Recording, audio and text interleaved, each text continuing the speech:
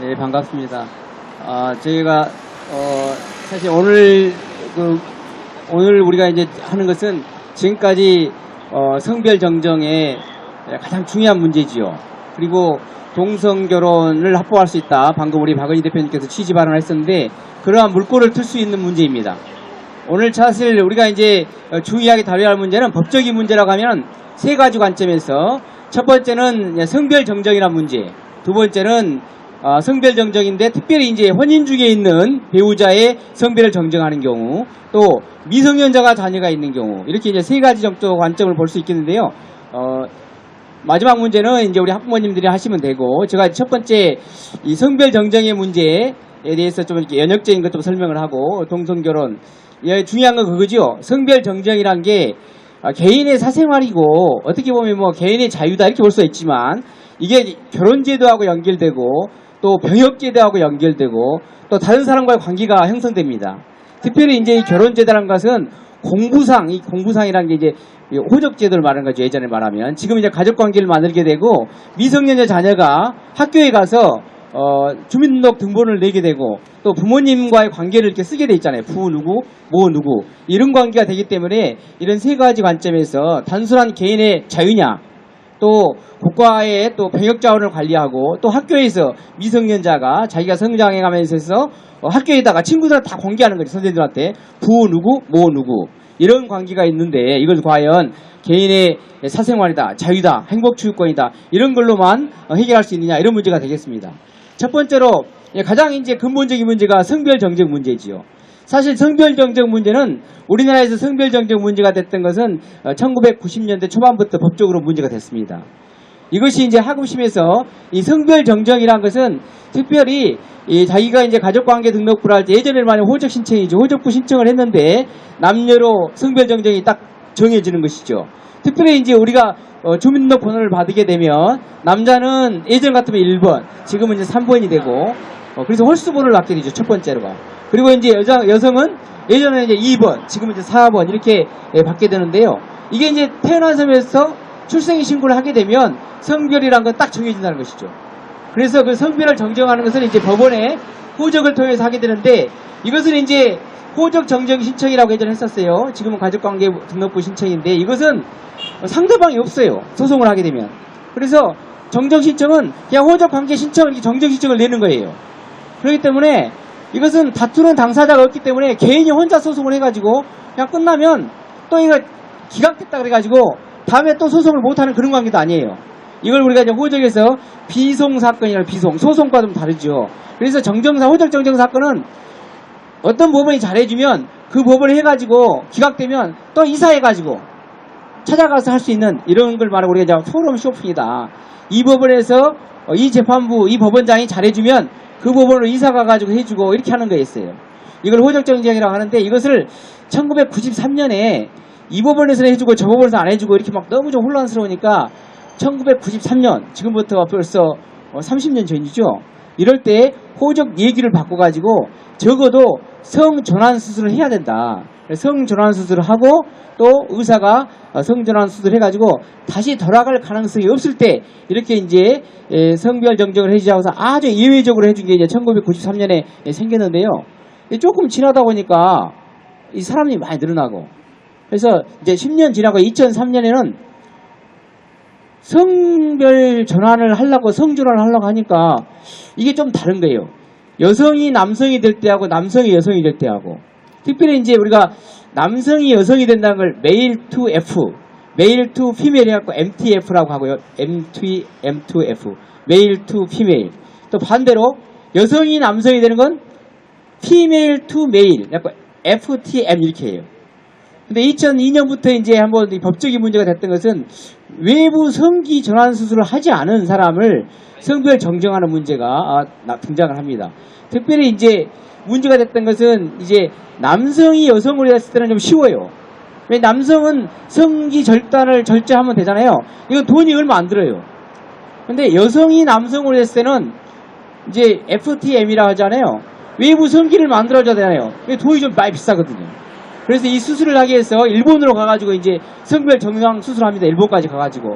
그래가지고 여성이 남성이 여성을 하는 건 떼내면 되니까 좀 쉬운 문제 있잖아요.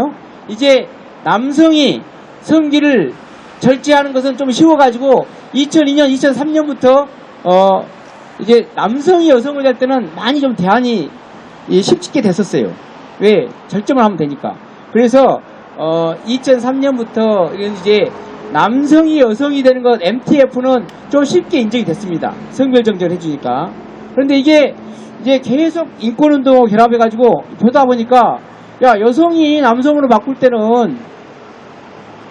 돈이 많이 들어야 되는데 이게 인권 문제하고 결합이 좀 되죠. 왜? 돈이 많은 사람은 성기를 만들면 되잖아요. 여성. 근데 반대로 여자가 돈이 없어가지고 그럼 성기를 못 만들면 성별 정지가 안 되느냐? 이런 이제 법원에서 고민이 많이 있어가지고 2013년부터 이제 법원에서 아주 대대적인 고민을 했습니다.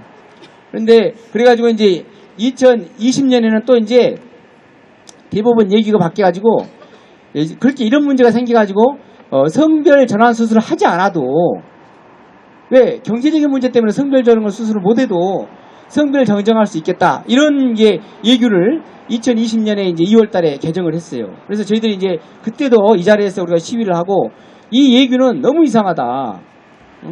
성기 전환 수술을 하지 않은 사람을 성별 정정을 시켜주면 이제 특별히 이제 여성 권익에 엄청난 피해를 줄 수 있다. 방금처럼 남성의 성기를 달고 여자 목욕탕을 갈 수 있고 남성의 성기를 달고 여자 화장실을 이용할 수 있고 이거 하는 거 너무 이상하지 않냐 해가지고 우리가 이제 성기 수술 전환 없는 성별 정정에 대부분 예규에 대해서 엄청난 문제점을 제기했습니다. 그래서 이제 단순하게 이건 개인의 사생활의 문제라고 볼 수도 있지만 이 성별 정정은 특별히 여성의 권익에 있어서 엄청난 피해를 준다. 그런데 두 번째로 이제 이것은 과연 개인의 문제가 아니라 방금 아까 말씀드린 것처럼 결혼재단한 것과 연관이 주는 동성결혼 문제가 되고요. 또 우리나라 같으면 병역제도라는 관계가 있어요. 병역제도.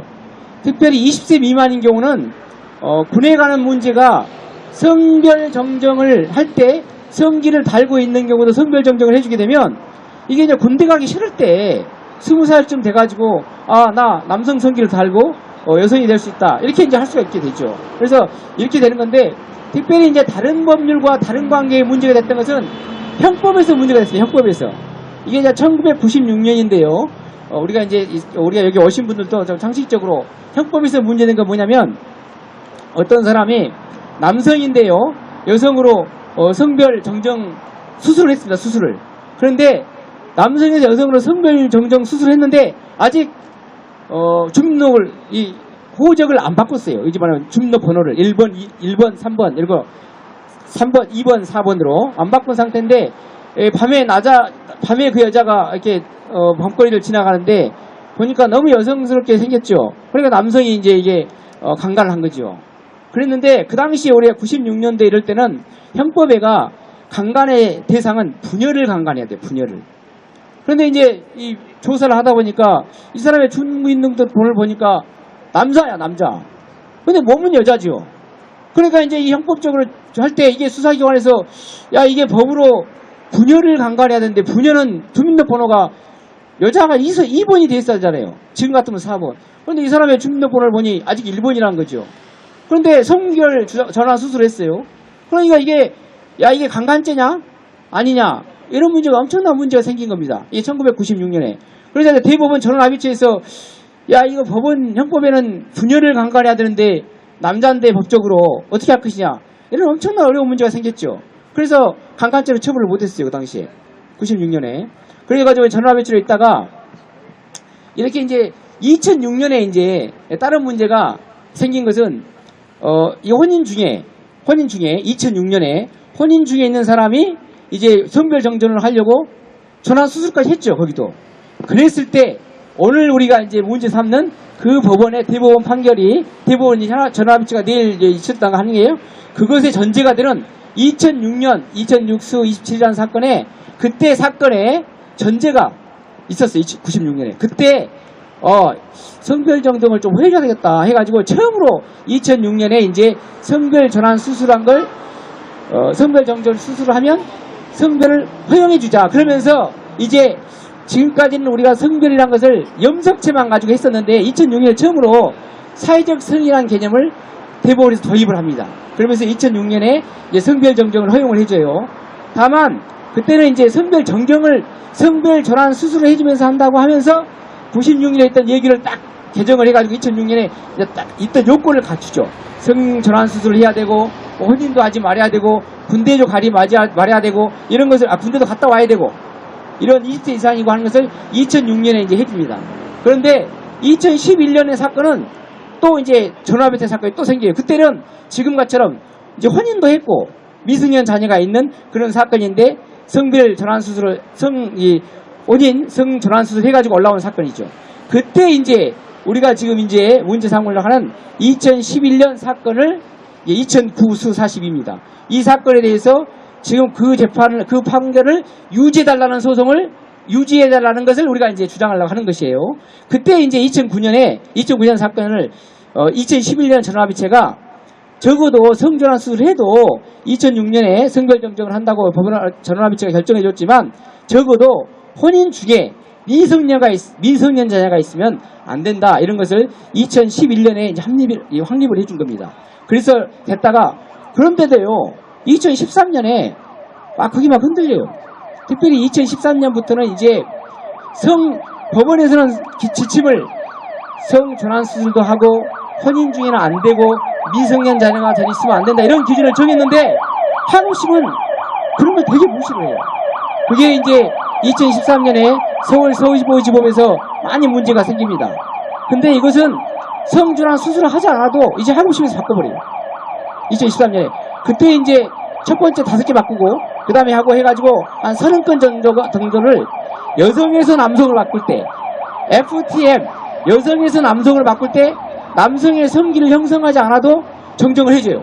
그 2013년에 서울 서부지법에서 한 30건 정도 바꿉니다. 그러다가 2017년에는 왜 여성은 남성을 바꿀 때는 성전환 수술 안 해도 되는데 왜 남자는 꼭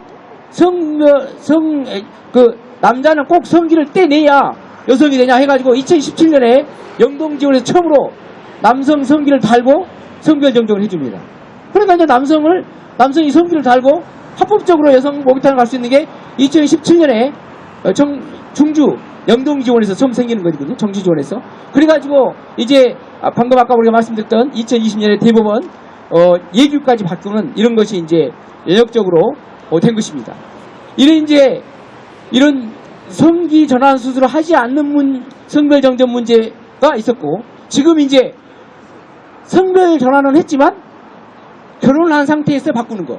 이것은 동성 결혼 문제는 제가 말씀했던 것처럼 형법에서뿐만 아니라 병역법에서 문제되고 또 주민등록번도 문제되는데 특별히 우리 헌법 문제다. 헌법 문제. 이게 이제 동성 결혼 문제라는 것은 아까 취지발에도 나왔지만 우리 헌법에는 혼인과 가족생활은 개인의 존엄과 양성평등을 기초로 성립되고 유지해야 된다. 이것입니다. 그런데 이 대법관들이 놀라운 것은 이 법은 이 혼인에 관한 제도는 1948년에 헌법에서 들어갈 때는 남녀 평등이었어요. 그래서 남녀를 고려했는데 양성평등이라고 이제 80년대에 바꾸게 되죠. 그렇게 됐는데 이 양성평등이라는 말이 들어갈 때 이 1948년은 동성결혼을 전혀 우리 헌법 만들 때 생각을 못했다. 이렇게 이제 논리를 편다는 거예요. 그런데 그렇습니까? 동성애의 문제는요. 우리 성경에도 창세기 때부터 나오는 문제입니다. 그리고 동성결혼 문제는 조선시대 때 나와요. 그리고 동성결혼 문제는 계속 동성 문제를 많이 생겼기 때문에 우리 헌법학자들이 그걸 몰랐다고 하는 건 좀 너무 헌법 재정 권력제를 또 무시하는 게 아닌가 생각이 들고 저는 헌법 36조 1항에 분명하게 양성결혼이라고 되어 있기 때문에 시간 마무리하겠습니다. 이 양성결혼을 유지하고 있는 것이 우리 헌법이기 때문에 우리 대법관들은 헌법을 무시하면 안 된다. 그래서 저는 우리 헌법 103조의 대법원 또는 모든 법관은 헌법과 법률에 의하여 양심에 따라 독립하여 심판한다 이렇게 되어 있습니다. 양심은 뭐 이렇게 바뀔 수 있다고 하지만 헌법과 법률에 따라인데 우리 헌법이 분명하게 헌법 36조 1항에서 동성결혼을 허용하지 않고 있다. 그렇기 때문에 우리 대법관들이 동성결혼을 허용하는 혼인 중에 성별 정정을 하게 된다면 헌법 36조 위반이다. 특별히 헌법을 위반하면 우리가 헌법재판소에 헌법 그럼 탄핵 재판을 허용하고 있습니다. 헌법에서 대법관이 헌법과 법률을 무시하면 당연히 탄핵 사유가 되고 파면 사유가 된다는 것을 명심하시라. 저는 그런 경고를 하고 싶습니다. 헌법과 법률인데 법률에 특별히 성별 정전을 하는 것이 규정이 없으면 당연히 헌법을 따라야죠. 헌법을 절대 준수하는 대법관 얘기를 강력히 촉구하면서 발언을 마칩니다. 감사합니다.